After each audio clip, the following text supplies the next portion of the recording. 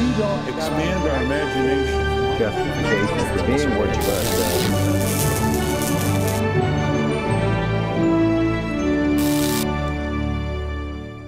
Welcome to Washington Unplugged. I'm Jan Crawford. It's Tuesday, so that means we're joined by New York Times chief political correspondent Jeff Zeleny, who today is reporting live from the campaign trail in the Florida Panhandle, where he's been traveling with Republican Senate candidate Marco Rubio.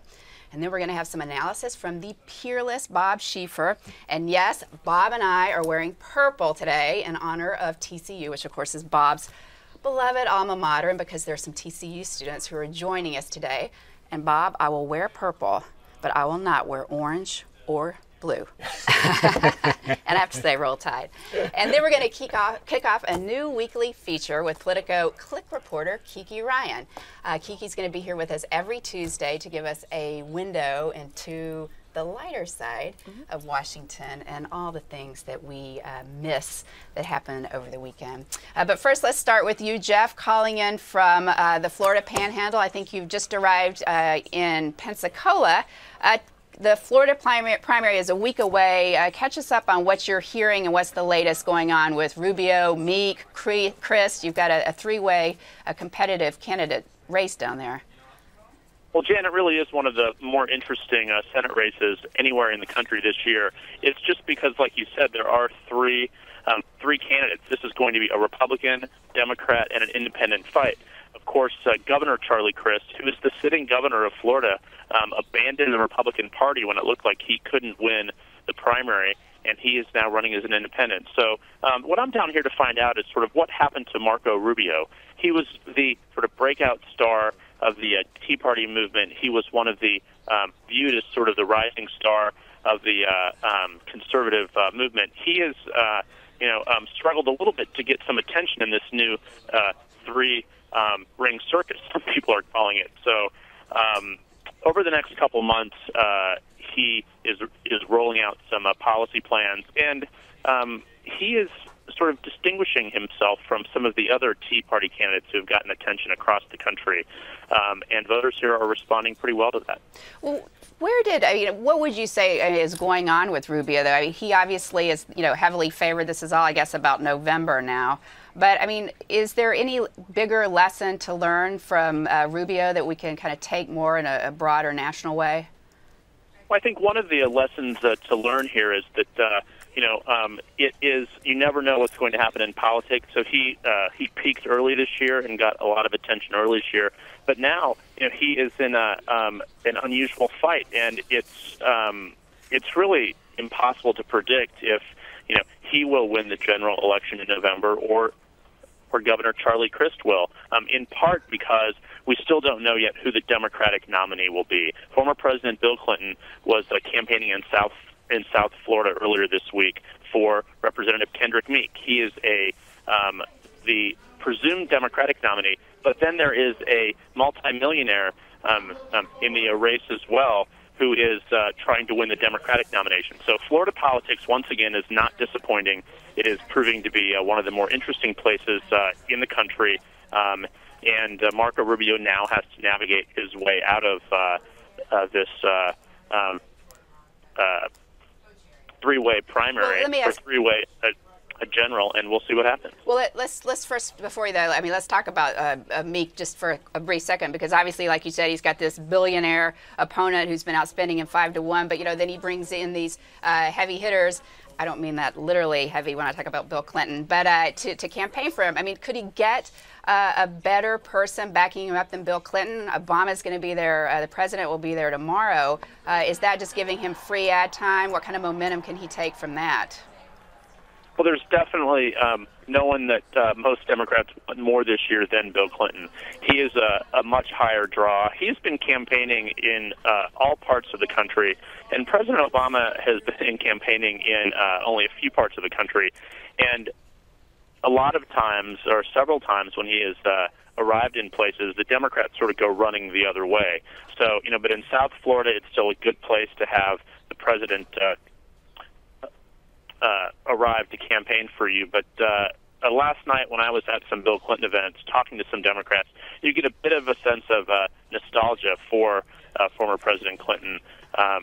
in this campaign season. So why he'll be have a is lot that, more though, of Jeff? You know, I mean, there is something about Bill Clinton, I think, that people kind of got to have this fondness for him, like he's kind of your rascally old uncle that you like to see at Thanksgiving or whatever. I mean, why?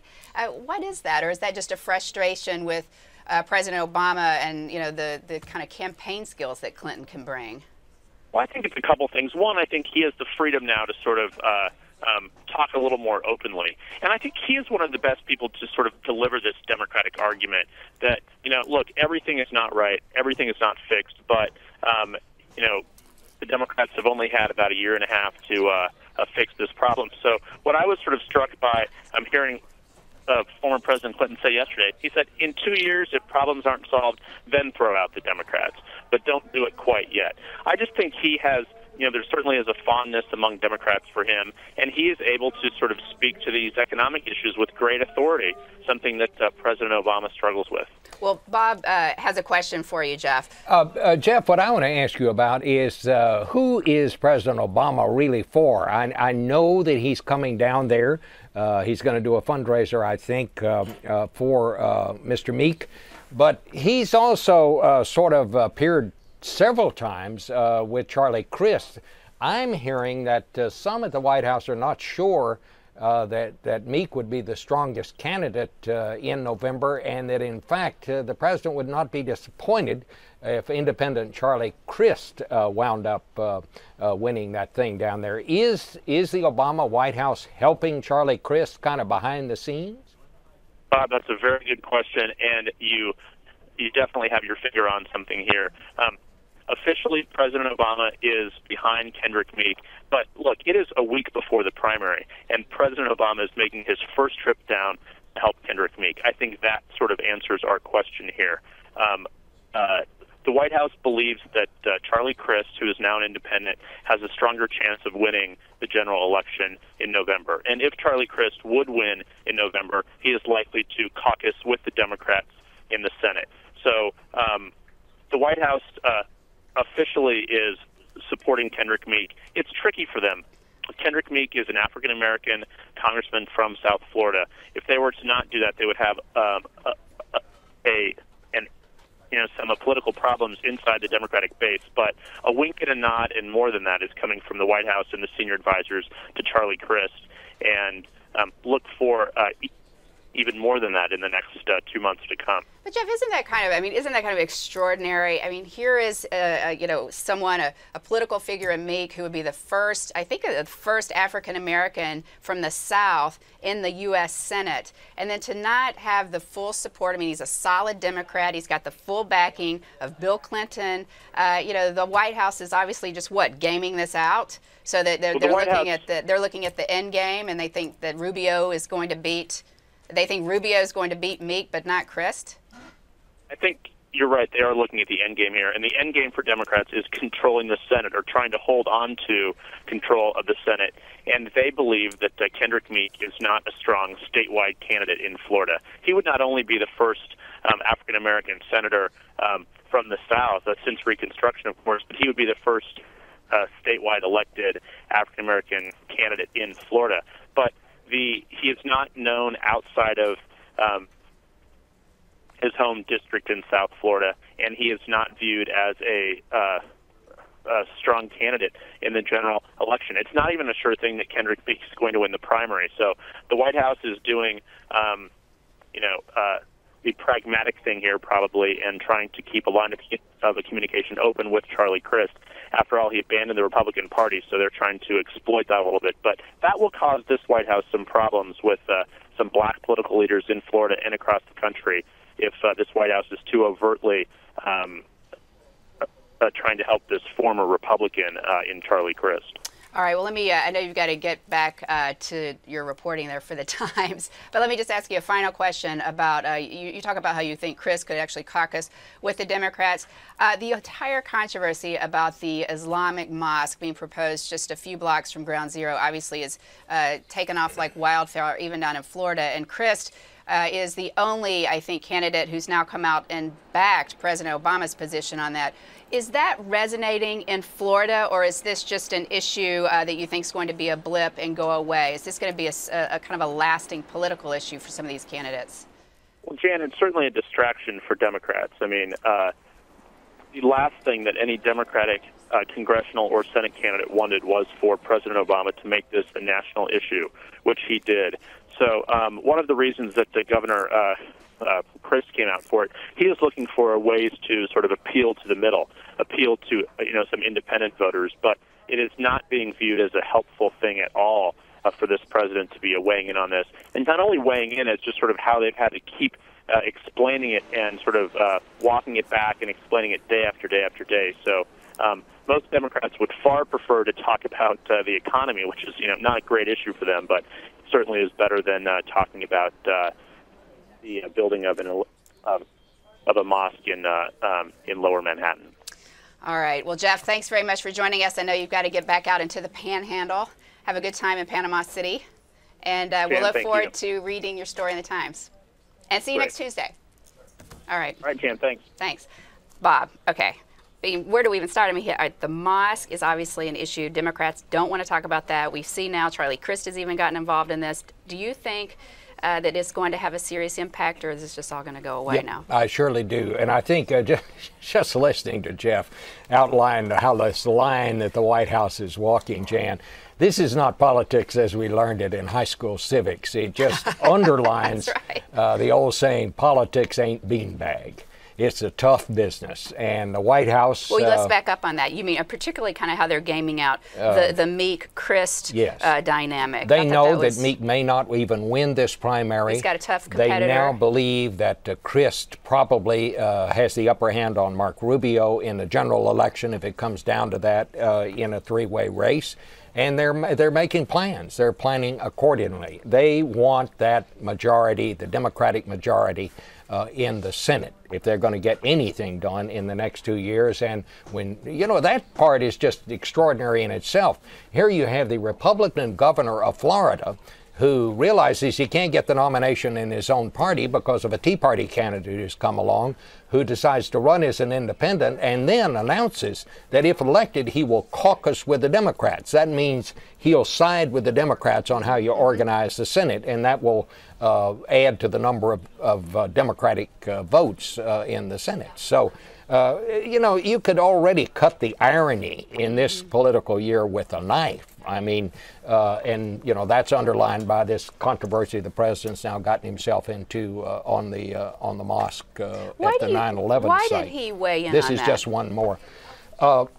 People at the White House tell me, and it kind of reminds me after George Bush, the first George Bush put Dan Quayle on the ticket down in New Orleans. I'll never forget it. Jimmy Baker, who was the president's chief of staff, I mean, he came at breakneck speed out to the convention floor, and I did an interview with him to announce that he had nothing to do with this. I mean, the way he phrased it, he said, this was the president's decision. I want to stress this was the president's decision, which was another way of saying it wasn't me, buddy. But you're seeing some of that in this. And you're seeing this now at the White House. They talk to people at the White House, and they say the president felt deeply that this ought to be done, that it ought to be said. He wanted to say it at this Ramadan dinner at the White House. But they also stressed this was the president's decision to do that. And I mean, frankly, the president made a very good intellectual and reasoned argument about freedom of religion in this country and something we all believe in. But he caught his entire party by surprise on this one. The last thing that any candidate, whether he's running for a dog catcher in Fort Worth, it wants to be asked about is, what do you think about putting that mosque near Ground Zero? Because people have such strong feelings both ways. By commenting on it, getting into it, the president did, as Jeff said, made it a national issue. And frankly, the interesting thing is, I said Sunday on Face the Nation, it's seldom that a president can delight people on both sides. He delighted a lot of the far left when he came out in favor of the mosque, but he also delighted a lot of Republicans and people on the right who thought it would be just such a great issue to use in every campaign. So I really think the president made a political mistake, quite frankly, in doing this, and so do a lot of people who support him very strongly. All right. Well, Bob, we're going to now turn to our new feature with Kiki Ryan to talk about some of the lighter things in Washington. Kiki, of course, as you know, you read her stuff in Politico. So you heard Jeff talking about Bill Clinton campaigning down in Florida for one of the Senate candidates, Meek. But you've got some stuff to talk about Bill Clinton as well. Dennis Quaid is playing him. A little bit different. Now he had to do a little prep work. He did. He had to, which would be really fun, actually. Did you see this, Bob? Yeah. He had to gain 30 pounds. Dennis Quaid. Dennis Quaid had to gain 30 pounds to get into the role of Bill Clinton. Now, of course, Bill Clinton is a movie about HBO. It's an HBO miniseries about his relationship with Tony Blair. It's called The Special Relationship. Although, wait, I have to stop you right there because really, the special relationship with Tony Blair, that's what we really want to hear about Bill Clinton. I know there's some other things we would maybe like to see in a movie, right?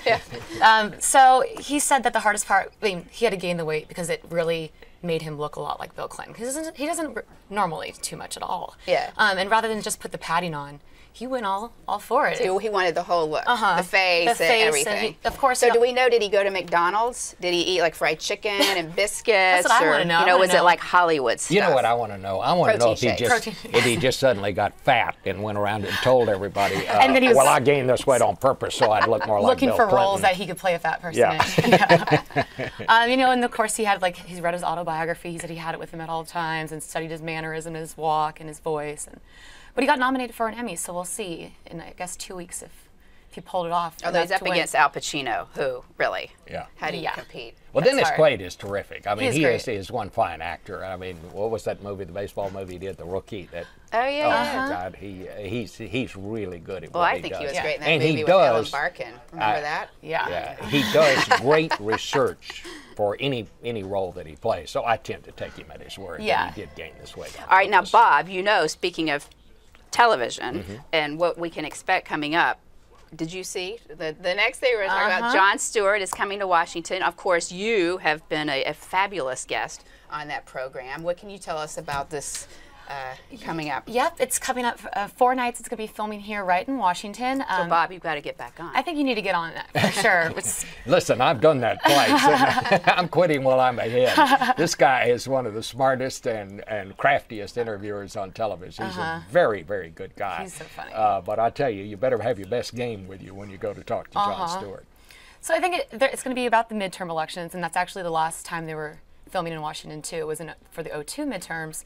And I think it's perfect because all they do is make fun of, Washingtonians. So it's good to have him here. And the tickets went on sale Monday morning and sold out in minutes. Right, so he's going to make fun of Washington. We're clearly, we're a bunch of masochists. People want to go and buy tickets so that they can, sit there. Yep, sit there and make fun of us. Exactly. All right, and then we got one more thing. Levi Johnson. Yes. And the tragic love story.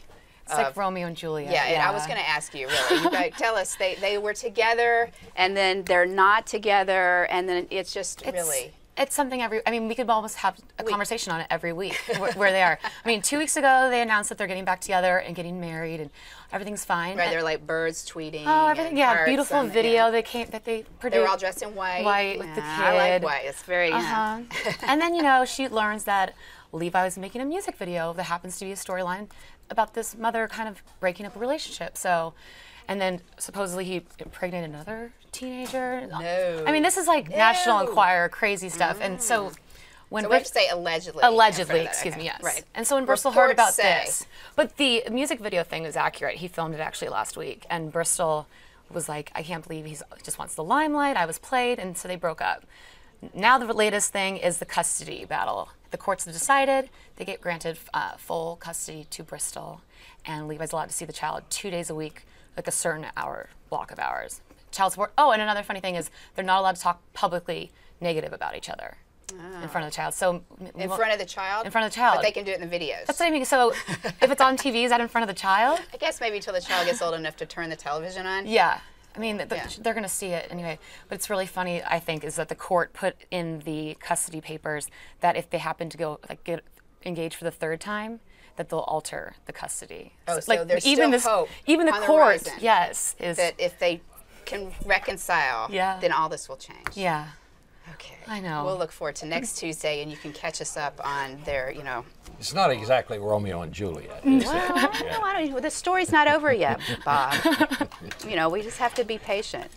When you all hear something, let me know. I'm going to kind of work on other You can put that on face. We'll look forward to your love comments. story of our time.